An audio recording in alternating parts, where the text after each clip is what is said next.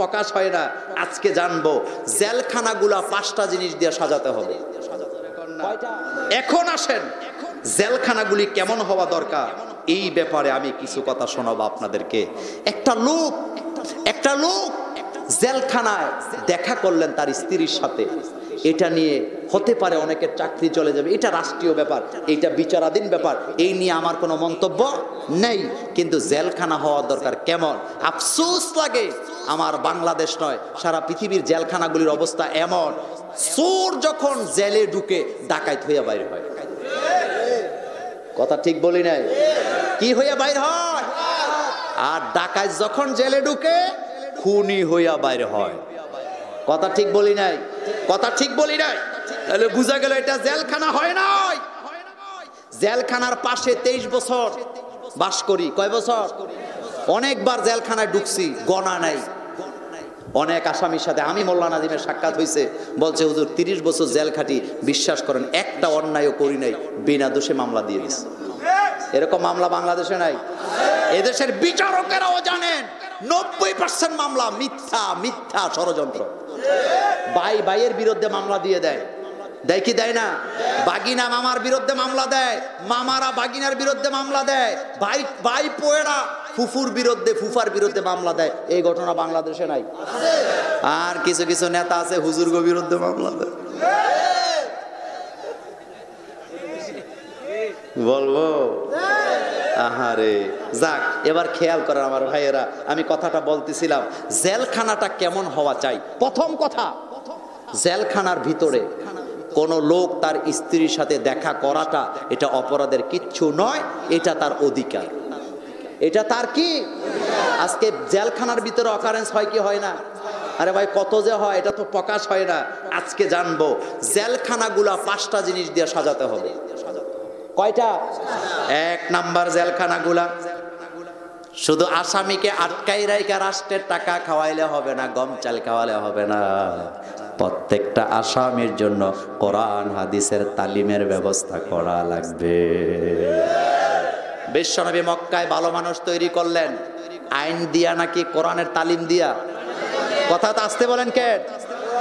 আমি বলি আজকে আপনাদের সামনে, আমাদের বাংলাদেশের পুলিশ ভাইয়েরা, এরপরে ডিবি, আইন শৃঙ্খলায় যারা নিয়োজিত, রাত দিন তারা কষ্ট করেন, করার পরে আইন দিয়া হ্যান্ডকাপ দিয়া 20% লোককে তারা ভালো পথে রেখেছেন। কিন্তু বাংলাদেশের আলেম ওলামা তাফসীর মাহফিলের কারণে, মসজিদের জুমার খুতবার কারণে বাকি 80% লোক ভালো রাস্তায় আছে।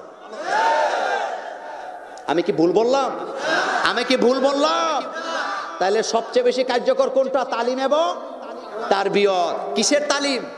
কোরআন হাদিসের। কিসের? মক্কায় যে লোকগুলা নারীদের সতীত্বের জম ছিল, কালিমা গ্রহণ করার পরে, কোরআনের দলে গ্রহণ করার পরে ওই লোকগুলাই নারীদের সতীত্বের পাহারাদার হয়ে গেছে, ঠিক কিনা? তাহলে জেলখানাগুলি প্রথমটাই হবে তালিম। কিসের তালিম? কোরআন এবং। আপনি জেলে নিয়ে আন্দাজি বসায় খাওয়াইেন না, আপনি এখানে কোরআনের তালিম দেন, হাদিসের তালিম দেন, দেখবেন সেখান থেকে মুসল্লি হইয়া বাইরে হবে, চোর আর ডাকাত হইয়া বাইরে হবে না। 2 নাম্বার, প্রত্যেকটা আসামিকে কর্মযোগ্য করতে হবে। কথায় তো আসতে কেন? কি করতে হবে? আপনি তাকে কর্ম শিখাবেন, এমন কাজ শিখাবেন যেটা সে কাজ করে খাবে, তাকে আর রাস্তায় দাঁড়ায় ডাকাইতি করতে হবে। কাজটা কি ভালো বললাম না খারাপ বললাম? ভালো বললাম না খারাপ বললাম?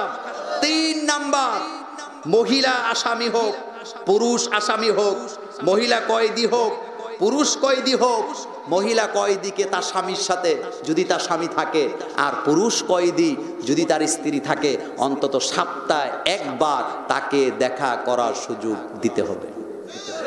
এটা ওমরে ফারুক রাদিয়াল্লাহু তাআলা আনহু তিনি চালু করেছিলেন। বর্তমান পৃথিবীতে সৌদি আরবে, ব্রাজিলে তো এটা একেবারে তাদের আইন করা, অন্তত প্রতি সপ্তাহে একদিন নির্জনে নিরালায়, তাদের জন্য আলাদা রুম আছে, স্বামী স্ত্রী ওখানে কাটাবে। তাইলে আপনারা বলেন অকারেন্স কমবে না বাড়বে? কমবে না বাড়বে?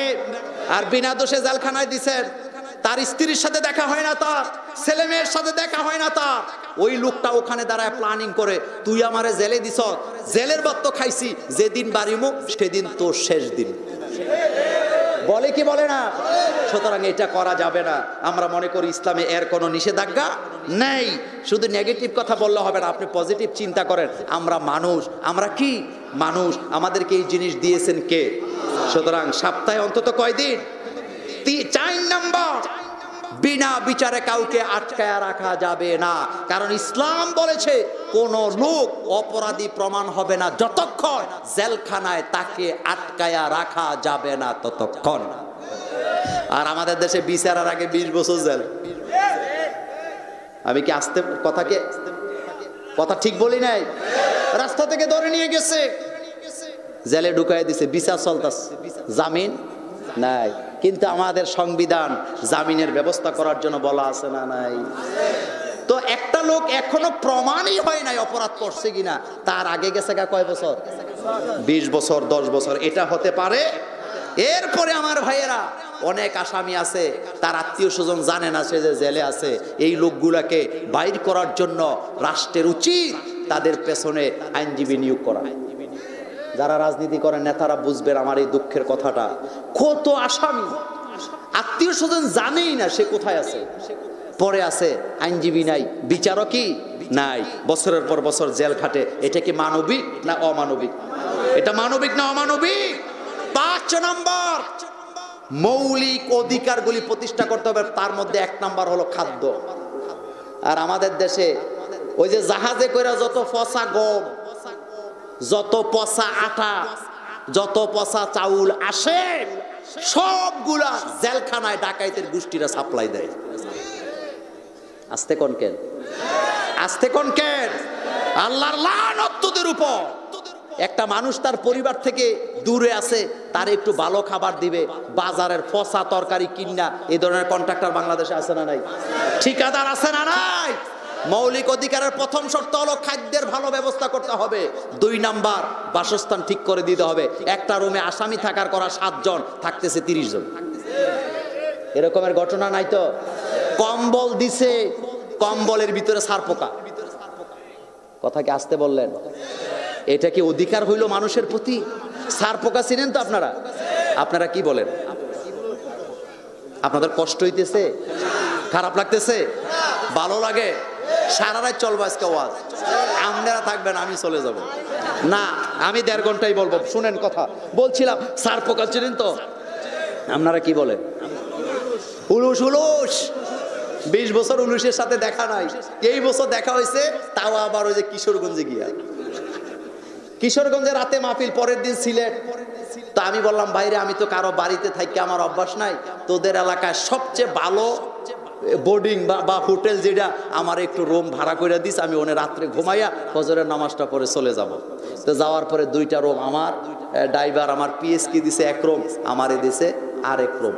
আমি শুইছি, আমি আবার একটু সমস্যা আছে, সেনসিটিভ, মানে কোনো কিছু কামড় দিলে আমার ঘুম ভেঙে যায়। দেখি এদিক দিয়ে সিমডা মারে, সেদিক দিয়ে সিমডা মারে। 20 বছর ধরে পুলিশের সাথে দেখা নাই, জানিও না জিনিসটা কি। লাইট জ্বালায় দেখি, বাপ রে বাপ, এই জিদের সৈন্যবাহিনী আমার পেছনে ঘুরতেছে। এমন ভয় পাইলাম, বিশ্বাস করেন। কারণ এই সার পোকা বড়ই মারাত্মক। আশ্চর্য হই, জেলখানার কম্বল আর থালা বাড়ির মধ্যে এগুলা আছে না নাই? এগুলা মানবিকতা নয়, এগুলি মানবিকতা নয়। আপনাদেরকে দেখতে হবে, যেই জেলখানা যিনি চালান, 10 বছরের প্রেসিডেন্ট 20 বছরের জেল হয়ে যায়। এই জন্য এখানে অধিকার প্রতিষ্ঠা করেন, কারণ ভবিষ্যতে আপনাকেও যাওয়া লাগতে পারে। পারে কি পারে না? আজকে যার জন্য এই থালাবাড়ি কম্বল আর পচা গম খাওয়ার চাবিটা যদি আল্লাহ ঘুরাইয়া দেয়, আপনিও সেখানে যাওয়া লাগবে। সুতরাং আমি মোল্লা নাজিম আজকের মিডিয়ার মাধ্যমে লক্ষ্মীপুরের জমিন থেকে অনুরোধ করব, জেলখানার আসামিদেরকে কষ্ট দিয়েন না, তাদেরকে তালিম তারবিয়তের ব্যবস্থা করেন, তারা যাতে ভালো মানুষ হয়ে বাইরে ভালো। কথা কি কোনো খারাপ কিছু বললাম? কথা কি খারাপ কিছু বললাম? এই রকমের হওয়া চাই আমাদের জেলখানা। কথা ঠিক কিনা?